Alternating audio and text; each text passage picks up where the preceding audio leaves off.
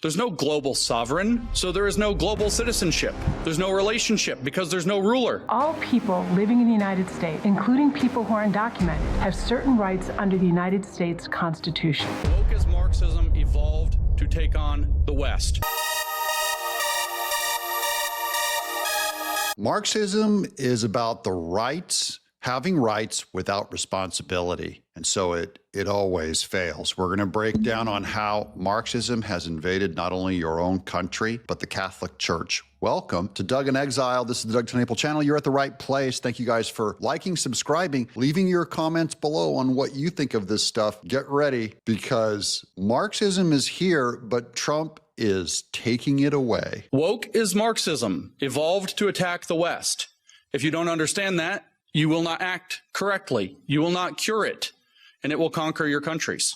It will conquer all of Europe, and we will have a very, very long, sustainable, and inclusive future with absolutely no freedom. Because the goal is to make us into what they call global citizens. Have you heard this term? I've heard the term global citizens. It was spoken by Barack Obama, number one, but also Joe Biden. And without true rights and responsibility, your citizenship is meaningless, including to the globe. Now, this is a Catholic Charities lady. She's a lawyer, and she's telling illegals how to avoid being caught. This ends today. Hi, my name's Barb Graham, and I'm an attorney at Catholic Charities of the Archdiocese of Milwaukee in the Refugee and Immigration Services Program. This is a video about knowing your rights if Immigration and Customs Enforcement approaches you. All people living in the United States, including people who are undocumented, have certain rights under the United States Constitution. If immigration officers, what we sometimes call Immigration and Customs Enforcement or ICE, come to your workplace, they must have a valid search warrant or the consent of your employer to enter non-public areas. If you are undocumented and immigration officers come to your workplace, be aware of the following. First, do not panic and do not run away. If you are frightened and feel like you need to leave, you can calmly walk toward the exit. If you are stopped, you may ask if you are free to leave. If the officer says no, do not try to exit the building. If you are questioned, you may tell them you want to remain silent. So this is an example of rights without responsibilities. She's listing, she's going to go through a whole list of rights that illegals have, even though they did not maintain the responsibility of getting here legally. They're illegally working. Now, this is what I mean by there's a new sheriff in town. Trump, Kristi Noem, Thomas Homan will instantly deport all these people because they recognize that you don't have a right to a lawyer and to remain silent. I mean, you do, but there's another right called you can't break our law and get here illegally. One law does not counter or remove the responsibility of the other. You have the right to remain silent. You do not need to speak to the immigration authorities or answer any questions.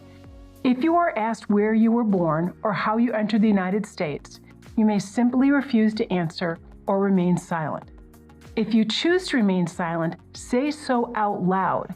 If they ask you to stand in a group according to your immigration status, you do not have to move, or you can move to an area that is not designated for any particular group. You may show a Know Your Rights card to an officer that explains that you will remain silent and you wish to speak to a lawyer. You may refuse to show identity documents and say what country you are from. Do not, though, show any false documents and do not lie. Third, you have the right to speak to a lawyer. If you are detained or taken into custody, you have the right to immediately contact a lawyer. Even if you do not have a lawyer, you may tell immigration officers that you want to speak to one. This lady for Catholic Charities is a lawyer. So she supposedly took an oath to uphold the law. And I just want to ask her, what do you think of the law that you can't get here illegally? Do our passports mean anything? Does citizenship mean anything? How can you possibly have a right to work here when you don't even have a right to cross our border without permission of the country, of the host country? You also have the right to contact your consulate. The consulate may be able to assist you in locating a lawyer. You can refuse to sign any or all paperwork until you've had the opportunity to speak to a lawyer.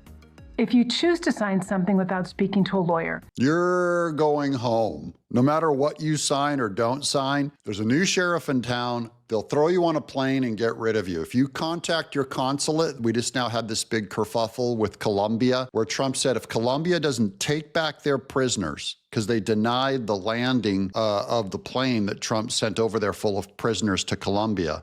And Trump said, fine, I'll just put a 25% tariff on your country, and in 1 week, it'll go up to a 50% tariff. Well, the Colombian government, the head of the government, came back and said, I will help you. We will take these prisoners, and you can even use my presidential jet. I will help move them. New bosses in town, but let's get back to the Marxism argument on being a global citizen without rights. This term is nonsense.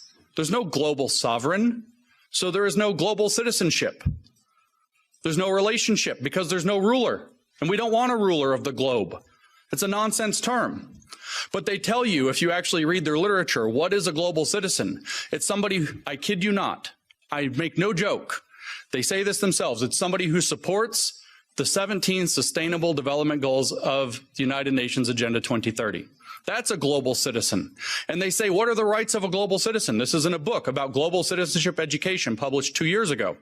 What are the rights of a global citizen? And the answer, one paragraph later, is we're not that interested in rights with global citizenship. It's more about global responsibilities.